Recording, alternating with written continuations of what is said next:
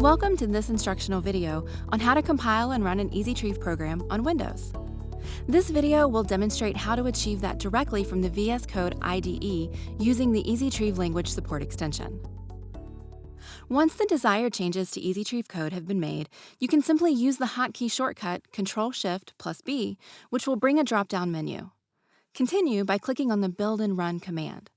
This will execute the Easytrieve program locally on the VS Code and display the output results within the terminal. This scenario will only work in case you have an active installation of Easytrieve on Windows. The possibility of checking the program output immediately helps validate the program changes you have made to the Easytrieve source code without the need to switch from the IDE.